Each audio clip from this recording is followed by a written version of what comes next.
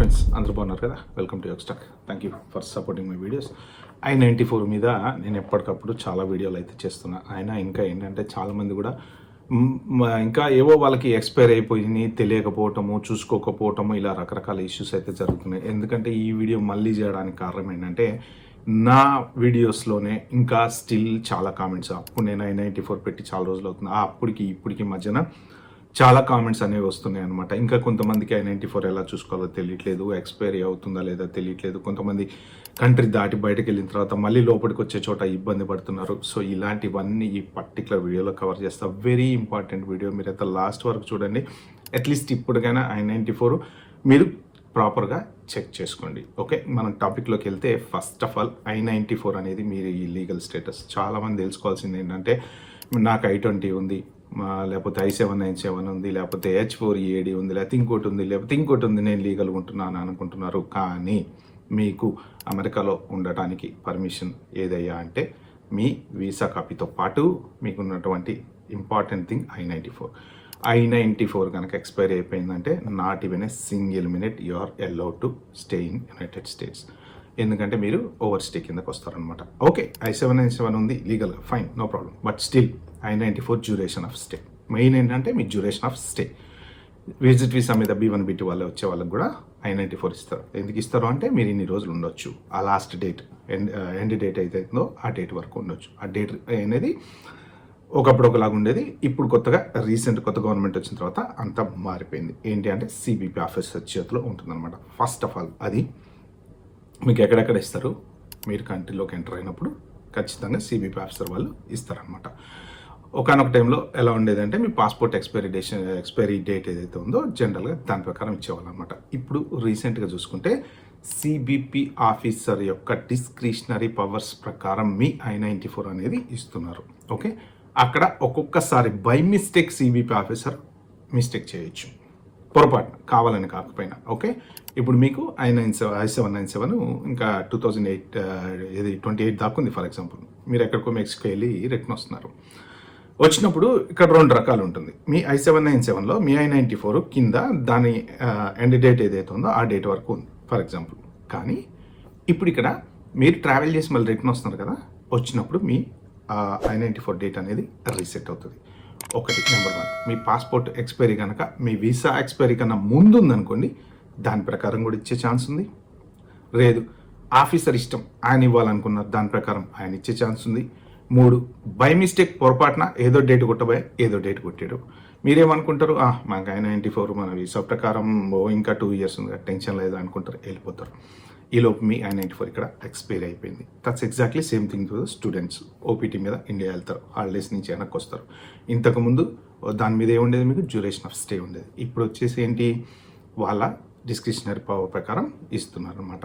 మీరేం చేయాలి, అయిపోతే మీ I-20 లేకపోతే మీది ఏదో మన OPT ఉంటే OPT what ever it is, మీరు దాని ప్రకారం ఏంటంటే ఎక్స్టెండ్ చేసుకోవాలి.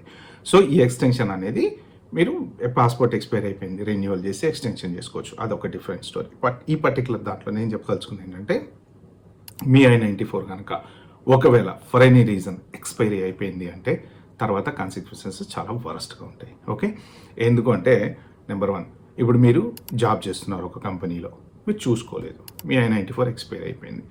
ఏ 3 నెలలకు 4 నెలలకు 5 నెలలకు మీరు రియలైజ్ అయ్యారు, లేదు మీరు H1 ఎక్స్టెన్షన్ పోదాం అనుకుంటారు. చూస్తే మీ I-94 డాక్యుమెంట్స్ అడుగుతారు కదా అటార్నీలు, అది తీసుకురా అంటారు కదా.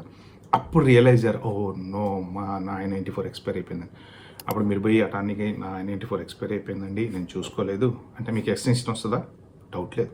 ఇన్ని రోజుల నుంచి మీరు ఎలా ఉంటున్నారు, ఇల్లీగల్గా ఉంటున్నారు. అంటే మీ కంపెనీకి మీరు చెప్పలేదు I-94 ఎక్స్పైర్ అయిపోయింది, మీ అటార్నీకి మీరు చెప్పలేదు I-94 ఎక్స్పైర్ అయింది, మీరు చూసుకోలేదు. అయ్యో నేను చూసుకోలేదండి అంటే చట్టానికి ఇవన్నీ కరెక్ట్ కాదు కదా.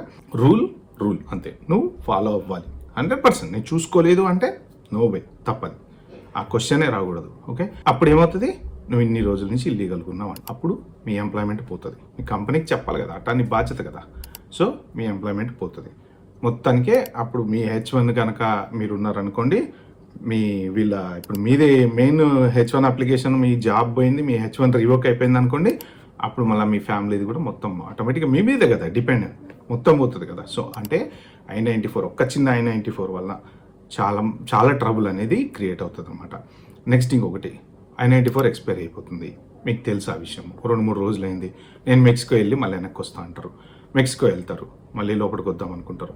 మీకు ఇంతకుముందు ఏమైనా అరెస్ట్ రికార్డు ఉందా, DUI ఉందా, మీ వీసా ఏమైనా రివోకేషన్ అయిందా, అసలు మీ వీసా ఉందా లేదా? మొన్న రీసెంట్గా ఒక పోస్ట్ ఒకటి చూశారు కదా, విపరీతంగా బయలైంది. మన ఒక ఫ్యామిలీ మెక్సికో వెళ్ళారంట, రిటర్న్ వచ్చేటప్పుడు అడ్మిట్ చేయలేదట. ఎందుకు అడ్మిట్ చేయలేదంటే వీసా రివోక్ అయింది. వీసా రివోక్ అయిన విషయం ఆయనకి తెలియదు. ఎందుకు రివోక్ అయిందంటే అప్పుడెప్పుడో DUI కేసు ఉంది, ఎప్పుడో జమాన్లో 5 ఏళ్ళ క్రితం, 6 ఏళ్ళ క్రితం, 10 ఏళ్ళ క్రితం. ఓకే, వీసా రివోక్ అయిన ఈమెయిల్ ఆయన చూసుకోలేదు. మరి అది స్పామ్లోకి పోయిందా, లేకపోతే రాలేదా, లేకపోతే ఇంకోట పక్కన పెడితే మీ వీసా స్టేటస్ లేదు, వెళ్ళిపోయారు. యాజ్ యూజువల్గా హాలిడేకి వెళ్ళిపోయారు. వైఫ్ పిల్లలకి నో ప్రాబ్లం, వాళ్ళని అడ్మిట్ చేస్తారు. ఇప్పుడు ఈయన H1 వీసా రివోక్ అయింది కదా, ఈయన అడ్మిట్ చేయరు. అప్పుడు పరిస్థితి ఏంది? సో వర్ణనాతీతం. ఏం చేయాలి? నో ఛాన్స్, ఇండియా పోవాలి, వీసా వేయించుకోవాలి, మళ్ళీ వెనక్కి రావాలి. ఇండియా వెళ్ళి ఇప్పుడు స్లాట్స్ ఉన్నాయా, నెక్స్ట్ ఫర్దర్ 2-3 ఇయర్స్ వరకు స్లాట్స్ లేవు. ఇప్పుడు కొత్త ఓపెన్ అయితే అంటున్నారు. ఓపెన్ అయితే ఆల్రెడీ పాపం ఎప్పుడో వెళ్ళి ఇరుక్కుపోయిన వాళ్ళు ఉన్నారు కదా, వాళ్ళ తర్వాతనే కదా వెళ్ళదాకా రావాలి. సో అది మెయిన్ చూసుకోండి. మీరు చిన్న క్విక్ బ్రేక్ తీసుకున్నా అండి. యాక్చువల్గా నా ఛానల్కి ఏమైనా ఫస్ట్ టైం వచ్చినట్టుంటే సబ్స్క్రైబ్ చేసుకుని, చాలామంది వీడియోలు చూసి వెళ్ళిపోతున్నారు కానీ ఎవరు సబ్స్క్రైబ్ చేసుకోవట్లేదు. సో నా వీడియోలో కనుక ఆనెస్ట్గా మీకు నచ్చితే సబ్స్క్రైబ్ చేసుకోండి. అలాగే ఒక లైక్ అండి కింద, జస్ట్ అది ఫ్రీయే కదా, మీకు డబ్బులు కట్టే పని ఏం లేదు. జస్ట్ ఒక లైక్ నొక్కితే ఏంటంటే కొంచెం లైక్స్ ఎక్కువ ఉంటే వీడియో ఒక నలుగురికి ప్రమోట్ అవుతుంది అనమాట. లైక్ చేయండి, ఇంపార్టెంట్ వీడియో కాబట్టి ఒక నలుగురికి షేర్ అయితే చేయండి. ఇంకా మనం టాపిక్లోకి వెళ్ళిపోదాం. నెక్స్ట్ I-94 మీరు ఎక్స్పైర్ అయిపోయి 1 డే తర్వాత మీరు దాటి వెళ్ళి మళ్ళీ రీసెట్ చేసుకుందాం అనుకున్నారనుకోండి, ఇంకా మీరు ఇల్లీగల్గా బయటకు వెళ్తున్నట్టే. అప్పుడు ఎయిర్పోర్ట్లో కనుక మిమ్మల్ని ఆపారనుకోండి, మళ్ళీ ప్రాబ్లం అవుతుంది. మీరు ఎలా అంటే ఇక ఆపేసి కనుక అక్కడి నుంచి మళ్ళీ డిపోర్టేషన్ సెంటర్కి పంపించడము, లేకపోతే బార్ చేసి డిపోర్ట్ చేయడము. మీరు ఎక్స్పైర్ అయిపోయిన తర్వాత ఏదో ఉంటుంది చూసుకోండి. మీరు 180 డేస్ కన్నా ఎక్కువ ఉంటే మీరు 3 years బార్ చేయటము, ఇలాంటి రూల్స్ చాలా ఉన్నాయి, చాలామందికి తెలియదు అనమాట. సో I-94 డేట్ ఎప్పుడు కూడా మీరు చెక్ చేసుకుంటుండండి. ఎప్పుడు, ప్రతిసారి. నాకు చాలామంది కామెంట్లో పెట్టారు, సార్ నాకు I-797 ఎక్స్టెన్షన్ అయింది కానీ నా I-94 పాత పాస్పోర్ట్ డేట్లో చూపిస్తుంది.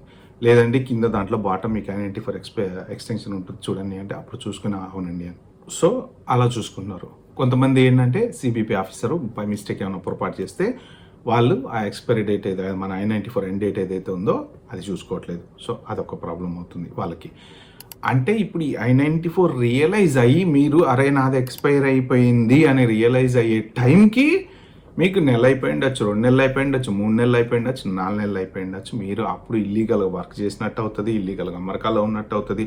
ఫర్దర్ డౌన్ ద లైన్ ఇప్పుడు మీరు అటార్నీ దగ్గరకు పోయి ఎక్స్టెన్షన్ చేసుకోవాలి, ఏదో చేసుకోవాలనుకుంటారు. ప్రాపర్ ఇమిగ్రేషన్ అటార్నీ దగ్గరికి వెళ్ళి అడగండి, ఇట్లా ఎక్స్పైరీ అయిపోయింది, నేను చూసుకోలేదు, దానికి ఏమైనా చేయొచ్చా అని. ఏవో ఉంటాయి కదా మంత్రాలు తంత్రాలు, ఏమో దానికి దానికి అటార్నీలకు అన్నీ తెలుస్తలేదు ఏది ఎలా చేయాలి ఏంటనేది. కానీ ఇప్పుడు ఇక్కడ ప్రాబ్లం ఎక్కడ వస్తుంది? ఫైన్, నో ప్రాబ్లం, వాళ్ళు వెళ్ళారు, మీరు అటార్నీ దగ్గరికి వెళ్ళారు, ఇంత డబ్బులు ఇచ్చారు, వాళ్ళు చేపించారు, మీ I-94 రీసెట్ అయింది, ఓకే, సెట్ బ్యాక్ నార్మల్, మీరు మళ్ళీ జాబ్ చేసుకుంటున్నారు.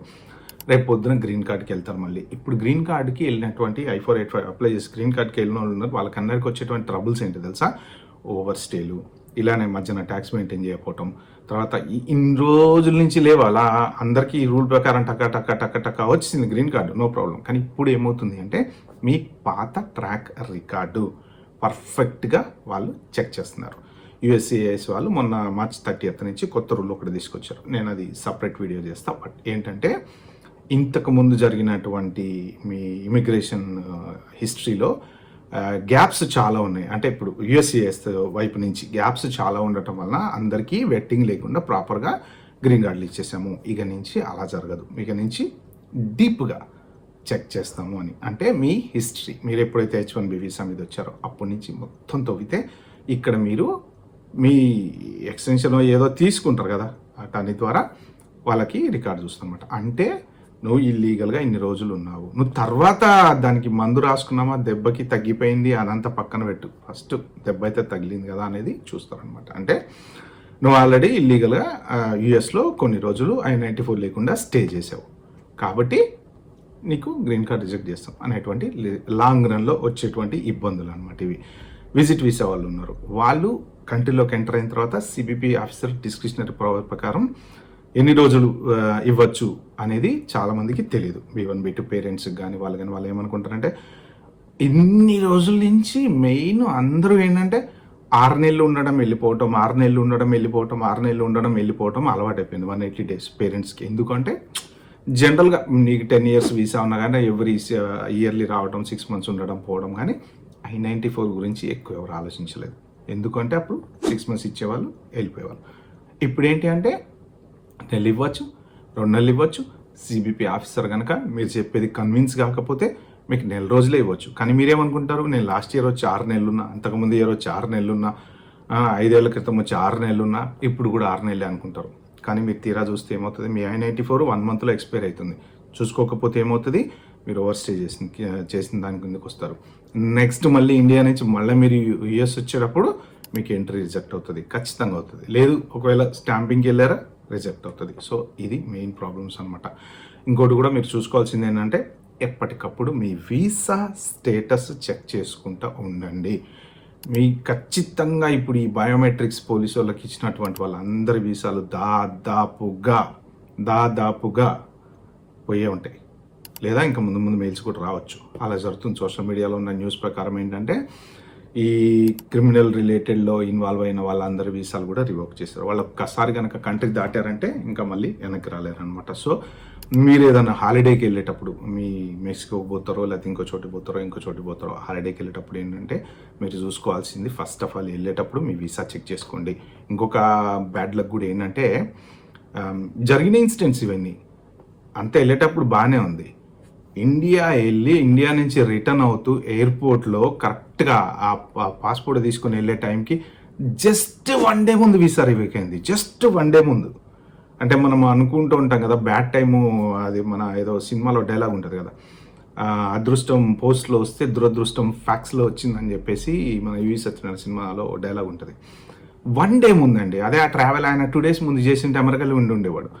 జస్ట్ 1 డే ఏమైంది, వీసా రివోక్ అయింది. ఆయన పోయాడు, ఎయిర్పోర్ట్లో పాస్పోర్ట్ ఇచ్చాడు, సారీ నీ వీసా రివోక్ అయింది, ఎంట్రీ నాట్ అలౌడ్ అన్నారు. ఆయన పరిస్థితి ఏంటి, వర్ణనాతీతం. మళ్ళీ పోవాలి, మళ్ళీ వీసా తీసుకోవాలి, మళ్ళీ స్టాంపింగ్ తీసుకోవాలి. మనం హాలిడేకి వెళ్ళినప్పుడు ఏమనుకుంటామండి, అన్నీ ఊహిస్తాం, ఎక్కడ సామాన్లు అక్కడ వదిలేసిపోతాం, ఎక్కడ బట్టలు అక్కడ వదిలేసిపోతాం, అన్నీ వచ్చి సర్దుకుందాంలే అన్నట్టు కూడా వదిలేసిపోతాం. అలాంటిది ఒక్కసారి ఇండియా వెళ్ళిన తర్వాత మళ్ళీ ఎంట్రీ లేదు అంటే, మళ్ళీ వీసా స్టాంపింగ్ చేయించుకొని రావాలంటే మన ఇల్లు పరిస్థితి ఏంది, సామాన్ల పరిస్థితి ఏంది, ఆ ఈఎంఐల పరిస్థితి ఏంది, కార్ల పరిస్థితి ఏంది, లోన్ల పరిస్థితి ఏంది, ఇవన్నీ ఏంటి. చట్టానికి కావాల్సిందేంటి, రూల్స్. నువ్వు రూల్స్ బ్రేక్ చేసావు కాబట్టి నీకు ఎంట్రీ లేదు. మన మీద జాలి, దయ ఇవన్నీ వాళ్ళకుంటే ఉండవు. సో కాబట్టి ఏంటంటే మీరు మెయిన్ ఇంపార్టెంట్ థింగ్ ఈ పర్టికులర్ వీడియో చేయడానికి రీజన్ ఏంటంటే ఇంకా I-94 మీద అవగాహన చాలామందికి లేదు.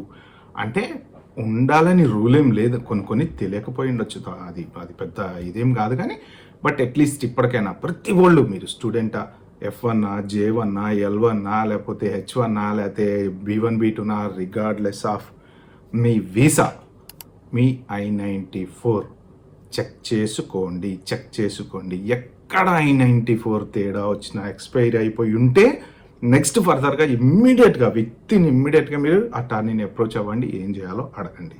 ఓకే ఫ్రెండ్స్, ఇది పర్టికులర్ వీడియోలో నేను చెప్దాం అనుకుంది. వీడియో మీకు నచ్చినట్టుంటే please like, share, subscribe my channel. Thank you, bye, have good day.